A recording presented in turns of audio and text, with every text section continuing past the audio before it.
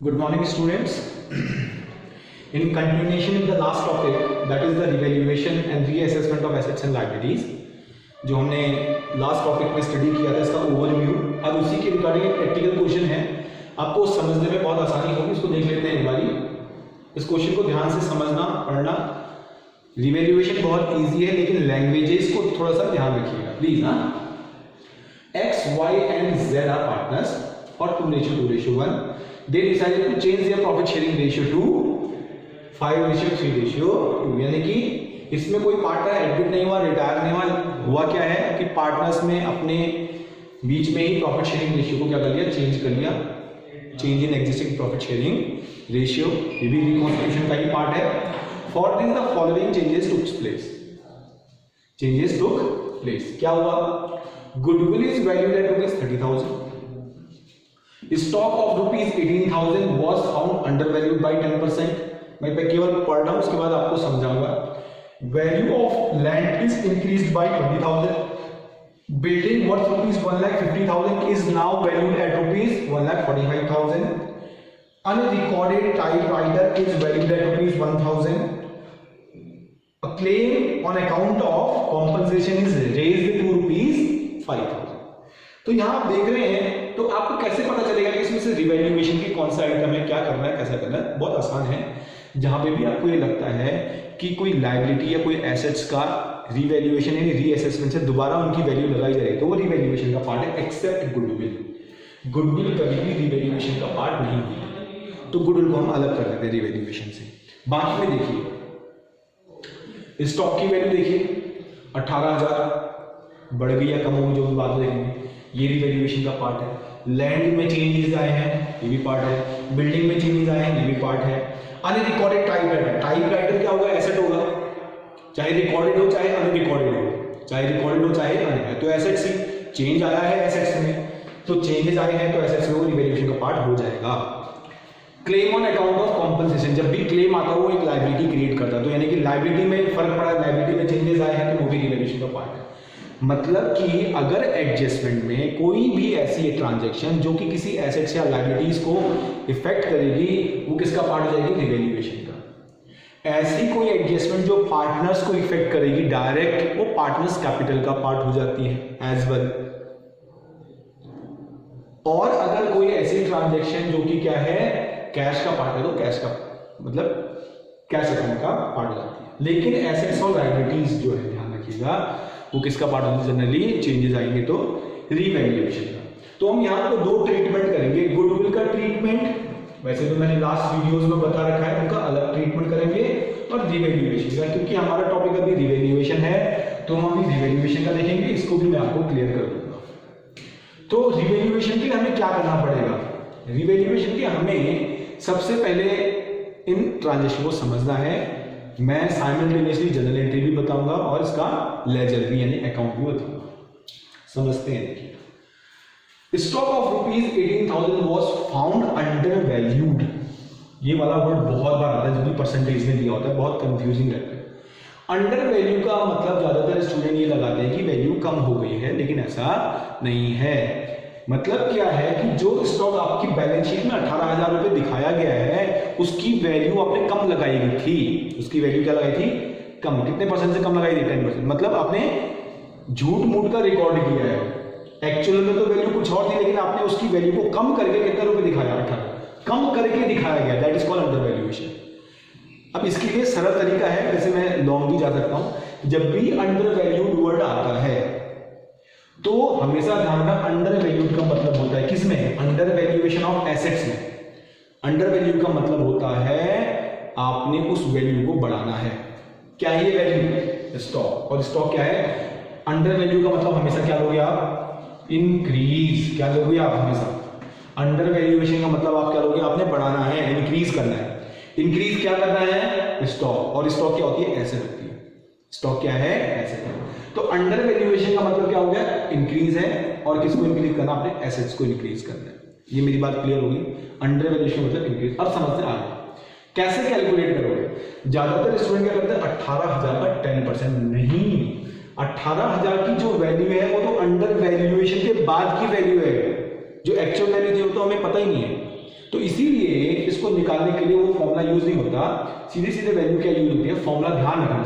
Under valuation के case में जब भी अंडर वैल्यूएशन का वैल्यू परसेंटेज में दिया होता है, हम ये तो समझ गए कि इंक्रीज होता है, इसकी जनरल एंट्री भी बना सकते हैं बहुत आसान से। हमें पता है स्टॉक क्या है, एसेट है, और एसेट इंक्रीज होगी तो आप क्या करना पड़ेगा, एसेट इंक्रीज होगी तो डेबिट या क्रेडिट। फिर आप कहोगे सर स्टॉक एसेट है और एसेट के डेबिट बैलेंस होते हैं, डेबिट बैलेंस अगर बढ़ेंगे तो डेबिट करना पड़ेगा, कम होंगे तो क्रेडिट करना पड़ेगा।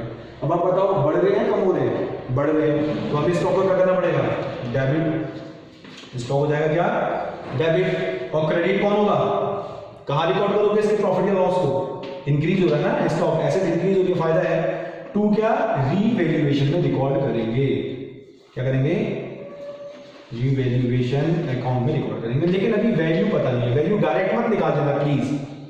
इसकी वैल्यू कैसे आती है, value of stock, value of item, जो आइटम अंडर वैल्यूड है,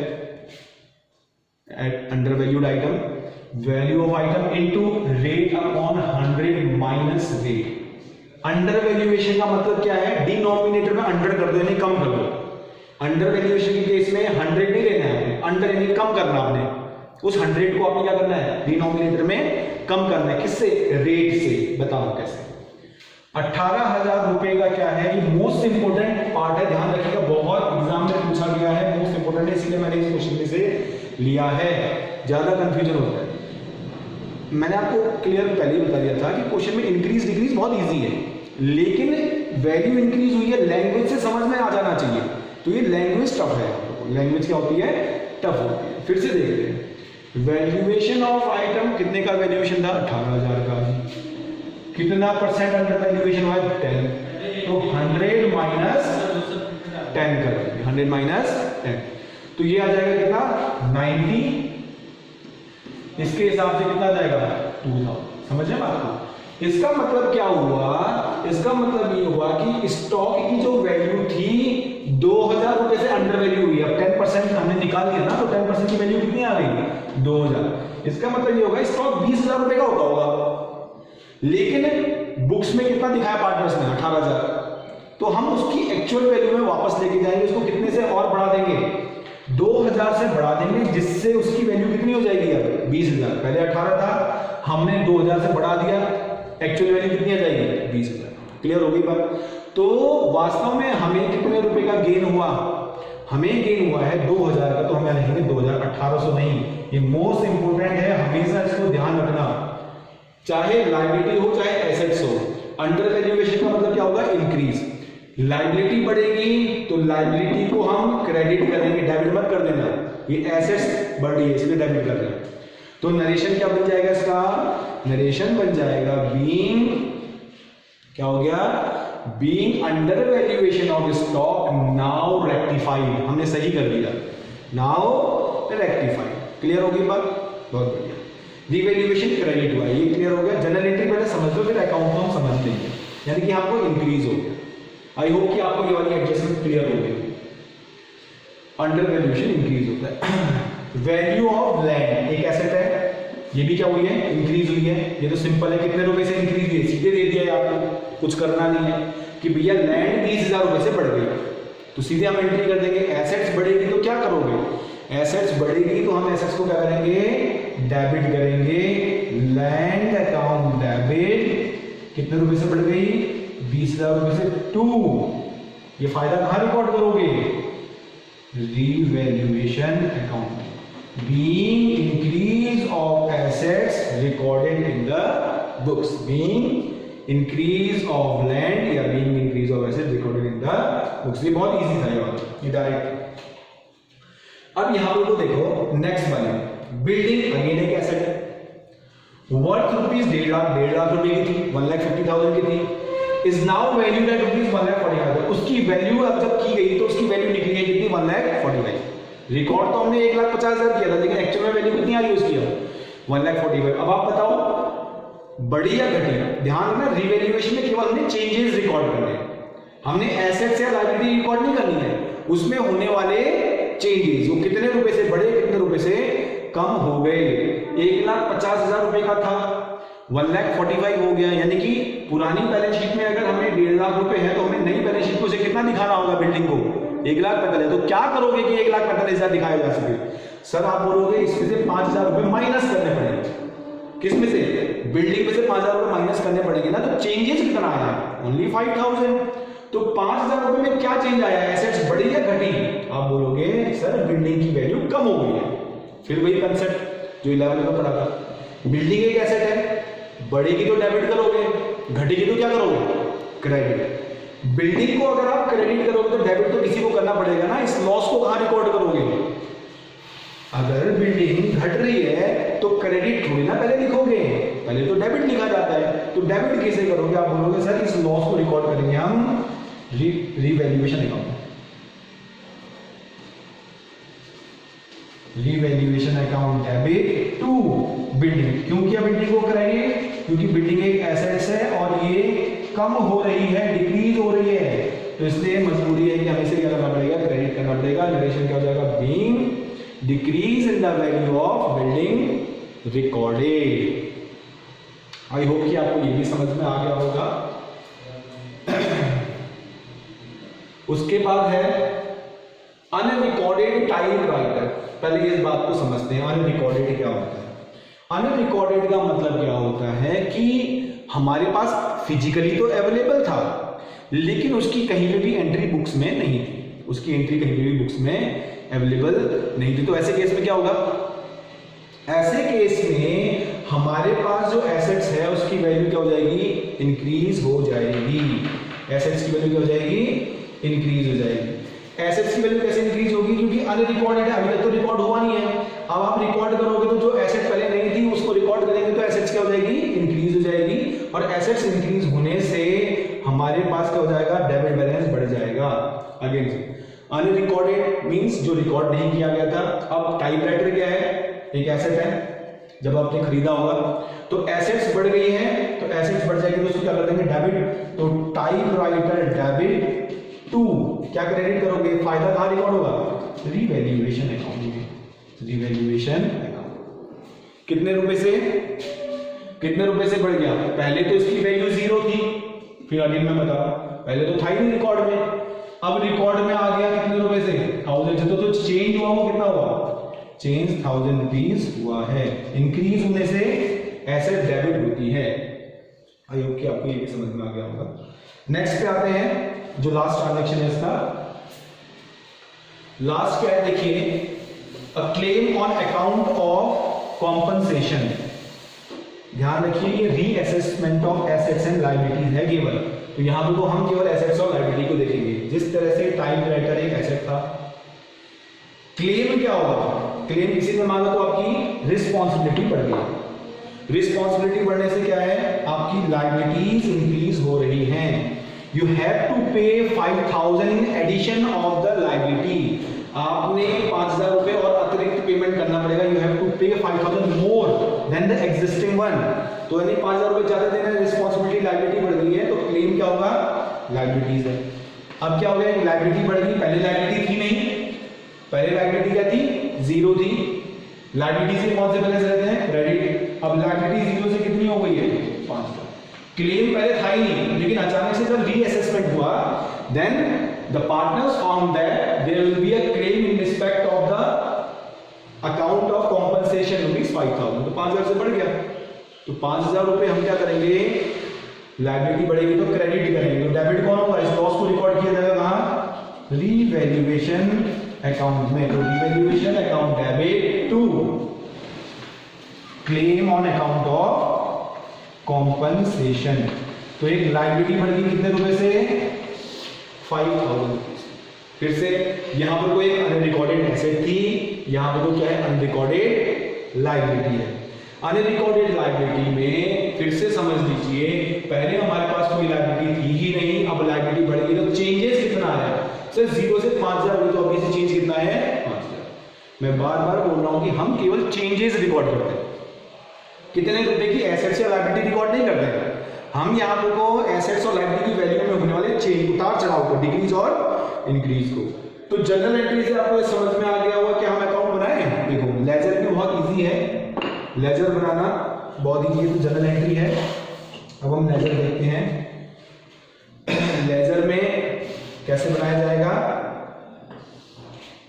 हमने बना दिए दो पार्ट। मेरे पास थोड़ा स्पेस का प्रॉब्लम है इसलिए मैं यहाँ पर को नाम नहीं लिख रहा हूँ। ये रिवैल्यूएशन अकाउंट ही है, ये क्रेडिट साइड और ये डेबिट साइड। अब इंक्रीज इन एसेट हम देखते हैं कहाँ कहाँ पर था। स्टॉक 18,000 से बढ़कर कितने रुपए बढ़ गया, 20,000 हो गया, 2,000 बढ़ गया, ये भी एसेट इंक्रीज हो गया। तो बाई कर लेते हैं हम इसमें, बाई स्टॉक क्लियर है। कितने रुपए बढ़ा, 18,000 नहीं बढ़ा, वैल्यू बढ़ गई 2,000। लैंड की वैल्यू भी इंक्रीज हो रही है, लैंड भी एक एसेट है। इंक्रीज इन एसेट किधर आता है, बाई साइड में, बाई लैंड। आप देख लेंगे अगर आप जनरल एंट्री में देखते हैं तो इन दोनों जनरल एंट्री में स्टॉक और लैंड डेबिट हुए होंगे और रिवैल्यूएशन क्रेडिट हुआ होगा। क्योंकि रिवैल्यूएशन क्रेडिट हुआ है इसीलिए हमें इनको क्रेडिट में लिखना है। ऑल्टरनेट अगर आप जनरल एंट्री से बनाते हैं लेजर, डायरेक्ट बनाते हैं तो मैंने लिखा ही रखा है कि इंक्रीज इन एसेट किधर आती है, क्रेडिट साइड में आती है। बाई लैंड कितने रुपए से बढ़ गया, 20,000। ये तो हो गया 2। बिल्डिंग की वैल्यू क्या होगी, 1,50,000 लिखोगे या 1,48,000 लिखोगे, नहीं। Revaluation account is just record the changes behind the value of behind the changes in the value of assets and liabilities. तो ना तो 1,50,000 ना 1,45,000 ये लिखा जाएगा कि बिल्डिंग की वैल्यू में चेंजेस कितना आया। पहले तो चेंज देखो, 1,50,000 से 45 होगी, 5,000 का।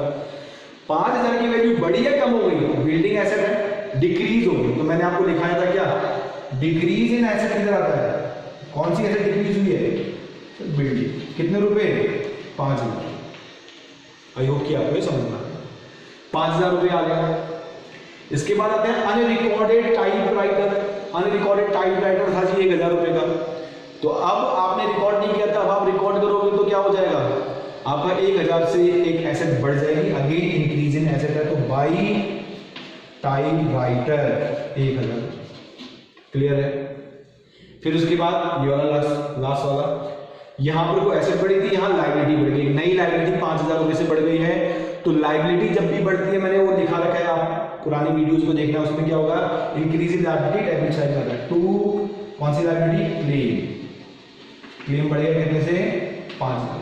अब आप देखेंगे यहां को सारे आइटम हो गए, गुडविल को छोड़ के सबका सब रिवैल्यूएशन का पार्ट था। क्रेडिट भी लिख दिया, डेबिट भी लिख दिया। अब आप देखो कौन सी साइड ज्यादा है, ऑब्वियसली कौन सी साइड ज्यादा है, क्रेडिट ज्यादा है। तो क्रेडिट का टोटल बोथ साइड में लिख दिया जाएगा, 23,000 और 23,000 लिख दिया।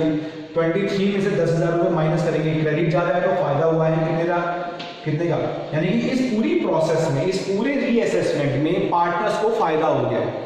पार्टनर्स को फायदा हो गया। 23 में से 10 माइनस करिए तो कितने का फायदा होगा, 13,000। अब 13,000 रुपए बटेंगे किसमें, XYZ में, ओल्ड पार्टनर्स को। किस रेशियो में, यहाँ पे 2 रेशियो है, एक तो ओल्ड है एक न्यू है। हमेशा ध्यान रखना ओल्ड रेशियो में बटेगा। रीवैल्यूएशन का होने वाला प्रॉफिट या लॉस किसमें बढ़ता है, ओल्ड रेशियो में। तो हम यहाँ लिख देंगे 2 X's capital account, Y's capital account या जेड्स कैपिटल अकाउंट या करंट अकाउंट। कितने रुपए, 13,000 को बांट दो तो 13,000 रुपए को किस रेशियो में बढ़ेगा, ओल्ड रेशियो में। 2/5, 2/5 और 1/5 10। पहले वाले का जाएगा 5,200, दूसरे वाले का 5,200, तीसरे वाले का जाएगा 2,600। इस तरह से हम इसको प्रिपेयर करेंगे। इस प्रॉफिट बांटने की भी जनरल एंट्री होगी। दिमाग लगाओ क्या जनरल एंट्री होगी, प्रॉफिट से पार्टनर्स की कैपिटल बढ़ेगी। और कैपिटल के कौन से बैलेंस होते हैं, कैपिटल लायबिलिटी में दिखाया जाता है ना, तो कैपिटल के होते हैं क्रेडिट बैलेंस। और क्रेडिट करने से पार्टनर्स की कैपिटल बढ़ेगी, डेबिट करने से पार्टनर्स की कैपिटल क्या होंगी, घटेंगी। तो हम क्या करेंगे, XYZ की कैपिटल को क्रेडिट करेंगे और डेबिट किसे करेंगे, रीवैल्यूएशन अकाउंट को। एक तो तरीका ये है जब आप कंसेप्ट क्लियर होते हैं आपके, जब आपको बेसिक नहीं तो अकाउंट में देखिए रीवैल्यूएशन अकाउंट क्या हुआ है, डेबिट, और क्रेडिट कौन हुए, XY और Z। तो ये था एक ओवरऑल क्वेश्चन जिसमें हम जनरल एंट्री थी। अब मैं आपको बताता हूँ कि गुडविल का ट्रीटमेंट क्या होगा। गुडविल के ट्रीटमेंट को रिकॉर्ड करने के लिए आपको गेन और सैक्रिफाइस निकालना होगा। आपको क्या निकालना होगा, गेन और सैक्रिफाइस। मैंने ये टॉपिक इसीलिए लिया है जिससे कि आपकी मेमोरी रिकॉल हो जाए, जो पुराना पढ़ा था वो क्लियर हो जाए। हम हमेशा क्या करेंगे, गेन और सेक्रीफाइस निकालेंगे। क्या फॉर्मूला यूज होता है गेन और सेक्रीफाइस निकालने का? जी, old share minus new share करके पता कर लेते हैं। तीनों ही पार्टनर है एक्स वाई और जेड, तीनों के ओल्ड शेयर भी आपको पता है 2/5 और 1/5 और न्यू शेयर माइनस कर देते हैं। क्या है 5/10, 3/10 और 2/10। एलसीएम 10 ही आ जाएगा क्योंकि 5 के फैक्टर्स में है, ये आ गया 5 2 जा 10 2 2 जा 4 10 1 जा 10 एंड 5 1 जा 5। इसका मतलब क्या है सर, माइनस में आ गया जी 1/10। हम क्या कैलकुलेट करें, सेक्रीफाइस माइनस में आने का मतलब क्या है, ये है गेन। ये क्या है, गेन। आई होप कि आपको समझ में आ गया। फिर आगे बढ़ते हैं, इसका हिसाब किताब निकाल लेते हैं। इसका भी एलसीएम कितना जाएगा 10, 5 2 जा 2 2 जा 4 4 माइनस 3 कितना आ गया, 4 माइनस 3 करोगे तो कितना जाएगा 1/10। इसका तो प्लस में आ रहा है तो मतलब इसने सेक्रीफाइस किया है। इन साहब का देख लेते हैं 1/5 2/10 इक्वल्स टू 0, यानी कि दोनों बराबर ही हैं। 2/10 मतलब भी 1/5 होता है और 1/5 तो है ही। इसका मतलब ना तो इसमें कोई गेन किया ना सेक्रीफाइस किया। तो कौन पार्टनर है जिसमें इफेक्ट आया, एक्स और वाई। पहले भी बता चुका हूं, ऐसे केस में आप क्या करोगे, जो भी गेनर है, जो भी गेन करा उसको डेबिट कर दो, जो सेक्रीफाइस करा उसको क्या करो, क्रेडिट करो। तो यहाँ गेन कौन कर रहा है, X, X's capital account debit to Y capital account. हम जेड को इन्वॉल्व नहीं करेंगे क्योंकि ना तो उसने कोई गेन किया ना सेक्रीफाइस किया। अब वैल्यू क्या लिखोगे, जो भी नई गुडविल होगी, ध्यान रखना, पुरानी गुडविल तो राइट ऑफ किया जाता है, यहाँ वैल्यूड है, नई गुडविल है 30,000। इसका क्या करेंगे, जितना गेन है 1/10 3,000 रुपए, 3,000 रुपए से दोनों का 1/10 ही है ना, देख लो। आप क्या करोगे 1/10 लिख दो इसमें डायरेक्ट। 1/10 कितना आएगा, किसका, गुडविल का। जितना भी गुडविल वैल्यू हुआ है उसमें हम गेन और सेक्रीफाइस को एडजस्ट करेंगे। तो 30,000 का 1/10 3,000 रुपए से एक्स डेबिट हो जाएगा और 3,000 रुपए से वाई क्रेडिट हो जाएगा। क्यों होगा वाई क्रेडिट, क्योंकि वाई ने सेक्रीफाइस किया है, किसके लिए, एक्स के लिए किया है। क्योंकि नए प्रॉफिट शेयरिंग रेशियो चेंज होने से नुकसान किसको हुआ, वाई को हुआ है, इसलिए वाई को कॉम्पनसेशन मिलेगा। और ये कॉम्पनसेट कौन करेगा, वो व्यक्ति करेगा, वो पार्टनर करेगा जिसको ये लॉस हुआ है, जिसको ये गेन हुआ है। किसको गेन हुआ है, एक्स को। तो आप नरेशन लिख देंगे being share of goodwill adjusted between partners. ये बहुत इंपॉर्टेंट टॉपिक है। मैं एक क्वेश्चन अभी बोर्ड में लिख रहा हूं, आपने वो घर से बनाना है अपने प्रैक्टिस के लिए, ठीक है। उसकी जर्नल एंट्री भी आपने और लेजर यानी कि रिवैल्यूएशन अकाउंट भी प्रिपेयर करना है। चलिए, बोर्ड में एक क्वेश्चन आपके लिए है, ये आपको सॉल्व करना है। मैं इसको यहाँ से रीड आउट कर देता हूँ, आप इसको नोट भी कर ले सकते हैं और आपने इसको सॉल्यूशन देना है। मुझे पर्सनल व्हाट्सएप में आप मैसेज कर सकते हैं। ध्यान रखिए क्या करना है, मैं आपको बता दूंगा। P, Q and R were partners sharing profit and loss in the ratio of 5:3:2. They decided to change their profit sharing ratio as 4:3:3.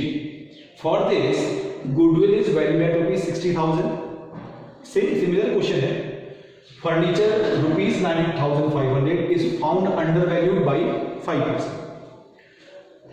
A claim on creditors was raised of rupees, कितने रुपए का raise हुआ है, 3,000 रुपए का। अब मुझे बताने की जरूरत नहीं है कि क्रेडिटर्स क्या होते हैं, लायबिलिटी होते हैं, एसेट्स होते हैं। Land rupees 2 lakh is valued at rupees now 2,20,000। Stock is decreased bye 5,000।